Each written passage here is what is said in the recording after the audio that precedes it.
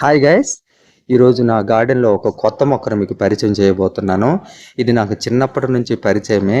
ఇవి రకరకాల కలర్స్లో వస్తాయి. ఈ ఫ్లవర్ యొక్క పేరు ఏంటన్నది మీరు నాకు కామెంట్లో తెలియజేయండి. ఎంతమందికి తెలుసునా అన్నది ఈ మొక్క నేను మీకు తెలుసుకుందామని చెప్పి నేను చెప్తున్నాను. మరి ఇంకా ఈ గార్డెన్లో ఇది ఉంటే చక్కగా బోలెడు పువ్వులు వచ్చేసి మన గార్డెన్కి ఒక కొత్త కళ వస్తుంది అన్నమాట. దీంతో నేను ఎన్ని కుస్తీలు పెట్టాను, ఎంత జాగ్రత్త తీసుకున్నాను అన్నది ఇది ఒక వ్లాగ్ లెక్క అన్నమాట. ఇది మా ఊరు వెళ్ళేటప్పుడు మా పిన్ని నార వేసింది. నార అంటే విత్తనాలు వేసింది అనమాట. ఈ విత్తనాలు ఏమీ లేవంటే ఈ ఫ్లవర్ బాగా ఎండిపోయినాక బంతి పువ్వులు మనం ఎలా విత్తనాలు వేసుకుంటాం అలాగే వేసుకోవచ్చు. ఒక్క పువ్వు చక్కగా ఎండిపోయిన విత్తనాలు దొరికాయంటే చూసారా, బడ్స్ ఎన్ని వదిలింది. బడ్స్ చక్కగా బోలెడు బడ్స్ వచ్చినాయి అన్నమాట. ఆ బడ్స్ అన్నీ విచ్చుకుంటే ఇంకా అందంగా ఉంటుంది కదా. ఈ కలర్ కూడా నాకు చాలా ఇష్టమైన కలర్ అయింది. శ్రద్ధ పెట్టి చూస్తూ ఉంటే అలాగా అది పిన్ని నార వేసిందని చెప్పాను కదా. ఆ నార వేసేటప్పుడు ఏమైంది, చిన్నవి నేను అప్పుడే ఊరు వెళ్ళడం వల్ల చిన్నగా ఉన్నాయి మొక్కలు. పాపం నేను మళ్ళీ వైజాగ్ వచ్చేస్తాను కదా అని చెప్పి ఇచ్చింది నాకు. ఇస్తే నేను చాలా జాగ్రత్తగా దాన్ని ఒక 4-5 మొక్కల్ని ఒక డబ్బాలో, ఒక ప్లాస్టిక్ డబ్బాలో పెట్టి అన్ని మొక్కలతో వేసేస్తే ఎలా కల వేసేస్తే పోతుందని చెప్పి అలా వేశాను. మట్టిని లూజ్ చేస్తున్నాను నేను. మనము మొక్కలకు ఎప్పుడు కూడాను మట్టిని బాగా లూజ్ చేయాలి. చేయటం వల్ల రూట్స్ బాగా డెవలప్ అవుతాయి, ఆక్సిజన్ బాగా అందుతుంది, వాటర్ కూడా బాగా సరఫరా అవుతాయి, నీళ్లు కూడా మొక్క మొదల్లో నిలవకుండా ఉంటాయి అన్నమాట.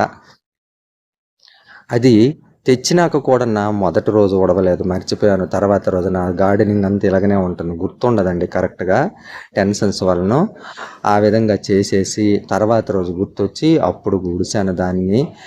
ఒక పసిబిడ్డల ఇంక్యుబేటర్లో ఎలా పెడతారో, ఐసీయూలో ఎలా పెడతారో అలా చాలా జాగ్రత్తగా చిన్న పుల్లలు దానికి సపోర్ట్గా ఇచ్చి నేను దాన్ని చాలా జాగ్రత్తగా కాపాడుకున్నాను. ఇప్పుడు మనము దీనికి ఎప్సమ్ సాల్ట్ అనేది ఇస్తున్నాను. ఈ ఎప్సమ్ సాల్ట్ గురించి వివరంగా మన వీడియోలో ఉంది. ఆ వీడియోని మీరు చూసి చక్కగా నేర్చుకోండి. ఎప్సమ్ సాల్ట్ వాడచ్చు, ఇది కెమికల్ కాదండి, ఇది ఒక లవణం అన్నమాట. మొక్కలు కంపల్సరీ నెలకు ఒకసారి ఇవ్వాలన్నమాట. దీని గురించి ఎందుకు వేయాలన్నది కూడా వివరంగా ఉంది. ఆ విధంగా వేసినాక దాంతో వాటర్ వేసేయాలి. కొంచెము ఒక 5 ml వేసుకుంటే, 5 grams వేసుకుంటే సరిపోతుంది అనమాట. నెక్స్ట్ ఇదిగోండి ఈ చిన్న మొక్క, దీనికంటే మరి కొంచెం పెద్దగా ఉండేది. ఆ మొక్కను నేను ఉడిసాను. ఇదే సైజులో ఇదే తీగల ఎలా ఉండేది. చాలా బతుకుతుందో లేదని చాలా కేర్ఫుల్గా ఉండి చాలా జాగ్రత్తగా చేసి చెప్పాను కదా. పసిబిడ్డను ఆరోగ్యం బాగాలేకపోతే ఐసీయూలో ఎలా పెడతారు అలా కళ్ళల్లో పెట్టుకొని చూసి అలా అలా అలా అలా ఎదిగి ఇదిగోండి ఈరోజు నాకు ఇలా ఫ్లవర్స్ వచ్చినాయి.